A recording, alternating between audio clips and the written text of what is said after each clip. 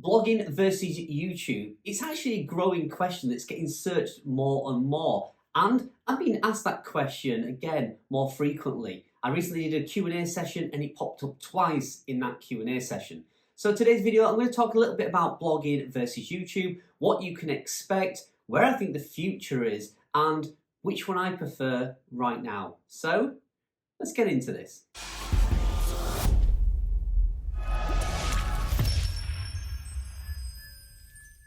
Hi and welcome back to the video again. Today's topic, I'm going to talk about YouTube versus blogging. I've been doing blogging now, written content, for around 3.5 to 4 years, and I've been doing YouTube for 2 years. And I've seen some successes and some failures in both, to be honest. And I wanted to touch on what's the best for you and which I'm actually preferring at the moment. Now, first of all, let's talk about blogging. So for those of you who are new to the channel, I have produced multiple websites in and around particular niches like pet care or hobbies or something I'm interested in. I've also produced some websites in topics that I wasn't interested in, but I thought it had an opportunity to make some money.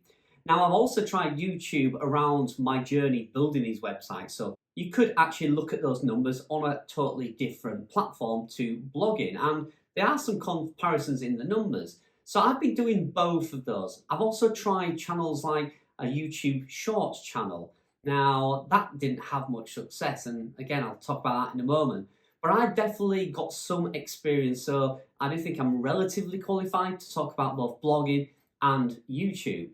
So let's quickly look at some of the pros and cons of blogging. So with blogging and building a website, you have a number of benefits and obviously some drawbacks to that. So number one, with blogging, you do not really need to put your face out there. You can do it anonymously and you can have an alias or a pen name and build your website in a fictitious name.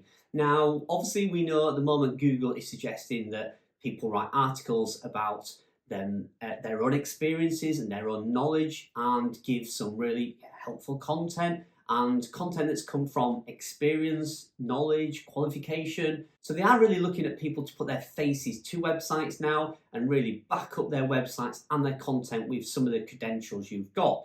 Now, that could be a positive. If you have some qualifications or some experience in that niche, then you can obviously put your face to it, even show your qualifications in your about page, and really try and show Google that you are an authority in that topic or that niche. And that will hopefully give you some more success and share a bit of love from Google, because they want to see these people writing that content.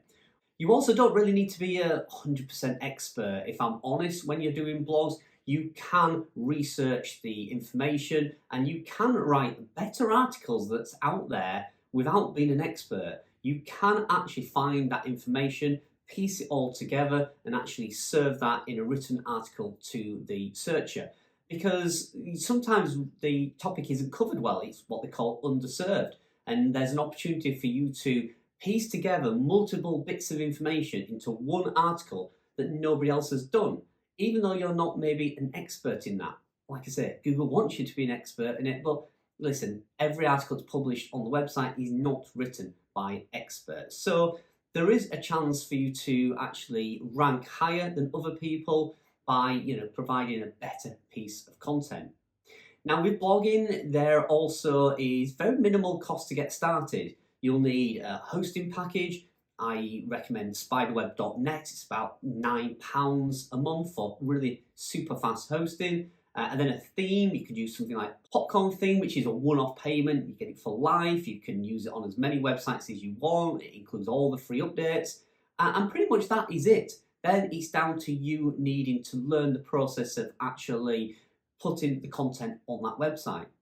So that's another thing. There is a technical skill involved. There are a few things you need to do. Like I say, you need to purchase a domain name. You need to purchase hosting. You need to add your theme. And you need to do a lot of those technical things and get them right before you actually come to publishing your first piece of content. Once you do that, you need to learn the skills of adding images and graphs and charts and basically making the article look pretty, especially on mobile, which is a big thing to consider. How good it looks on desktop means nothing if it looks terrible on mobile. So there are some technical things that you'll need to do if you're getting into blogging. Now, monetization with blogging, how good or how easy is that? Well, it's a slower process than YouTube for sure. You're going to need to wait till your articles start to rank, which typically can be 4, 5, 6 months before they even really start getting found by the searcher. And then they have a chance of clicking your link and purchasing something and you make a commission. Or you can put display ads on them articles and you can make some revenue through your display ads. But again, it's a bit of a slow process and it's going to take time. So there are some good things to blogging. It sounds a little bit negative so far. There are actually some really good things about blogging. The income from display ads and your affiliate commissions can be very, very steady. Once your articles are ranking, you've got multiple keywords out there ranking, you can actually rely on that income coming through quite consistently and quite reliably. Now, I've had some real successes with, in particular, certain articles. Now, my best article, I had a look the other day, in the entirety of its lifespan, has earned me over $3,000 in ad revenue, and it's earned me $2,500 in commissions from product sales. So we're talking nearly $6,000 from an article that cost me $30 to write. So there are very, very good opportunities in blogging, and I still think there are, and I still think there is a future for it. But there are some things that you need to consider. There are things like Google updates that can wipe out your traffic. Your site could get hacked, or you can simply get outranked in the SERP index by competition. Other people can spot your website, they can see a lucrative keyword, and they can go after it like you are. If they've got more authority, or it's an age domain, and they've got more backlinks pointing to it, and they've got more expertise, and they can write better content than you, unfortunately you could get outranked, and you could see that income dramatically drop. Now, like I say, there are some real positives. A friend of mine has one article that brings over 25,000 page views per month and earns him a considerable amount in affiliate revenue in both display ads and commissions from the products that he mentions in that article. And that is very, very lucrative. And I don't know many places where you can invest, like say, $30 or $50 and actually have that sort of income, hundreds and hundreds of dollars coming each month from one article. So it can be very lucrative and it can be very reliable. I have a few websites now that I can pretty much predict each month, almost to the kind of $10 radius, how much they're going to make each month. It is very crazy how you can kind of predict the numbers sometimes. Now, I also think blogging is very time consuming to actually research an article, write the article, publish it, get images, get the graphics. You can be talking almost a day, 2 days, even 3 days sometimes to write one blog post, particularly if you're going for a really world-class piece of content. But like I say, if you can get it to #1 for a high search term keyword that brings in lots of traffic, it's definitely worth the effort. So what about YouTube? So as you know, I've been publishing videos here on my YouTube channel for a couple of years now, over I think 300 videos out there. And yeah, it's definitely brought me some income.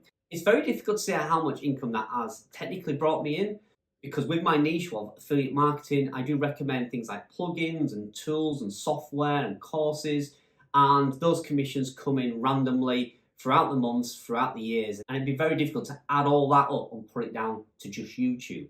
Now, I can tell you my YouTube revenue. You can see on screen now, this is exactly how much I've made from the adverts being displayed on my videos throughout the lifespan of this YouTube channel. And you can see there, it's not to be sniffed at. It's a considerable amount of money. But definitely the majority of the money I've earned has been from things like brand sponsorship deals and affiliate commissions. So YouTube has been very lucrative for me. Now, I definitely think at the moment blogging has outweighed YouTube, but I do think the balance is turning now. And I think the reason for that is I'm starting to understand what people want on YouTube. Now, the niche I'm in at the moment here on this channel is all about obviously showing my journey as a blogger and affiliate marketer. And it's mainly been around blogs, publishing niche websites and building those websites out. Now, that is a very small market. It is a very niche down section within YouTube. Now, if I broaden my scope here on YouTube and cover things like e-commerce, cryptocurrency, drop shipping, email marketing, then I would open my YouTube channel to a wider audience. And I see many YouTubers Jessica Stansbury, for one, I've been following her for a while now. She's got something like 150, maybe 200,000 followers now because she covers a wide variety of subjects within affiliate marketing. And there are many other YouTube channels like that, but my niche is very, very narrowed down and really restricted the market I'm in. Now, for instance, going after a YouTube channel for a wider market, even in a smaller niche, but it's a more popular niche, can be, again, very lucrative. A friend of mine, Ben from Ben's Watch Club, has a fantastic YouTube channel, all within the niche of watches. Now, you might think that's a very small niche, watches, but actually it's a more popular topic, probably than niche websites. It's like I said, that's a very, very niche down market. Now, he has, again, 150,000 subscribers, something like that, and makes a considerable amount of money from not only his display ads, but also brand deals. And he can also recommend products and make commissions as well. So he has a fantastic channel. I'll leave a link in the description if you want to go check his channel out. But I'm finding kind of with YouTube, it is very important to make sure the audience is there. YouTube is so big that you need to have a huge audience available to you. And then even if you just tap into that 1% or even 0.5% of that huge audience, you have a chance of having a very successful YouTube channel.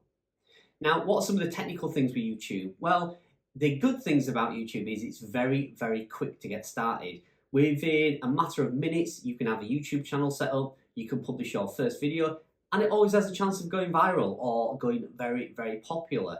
Now, I've not had that. My best video, I think, is around 40,000 views at the moment.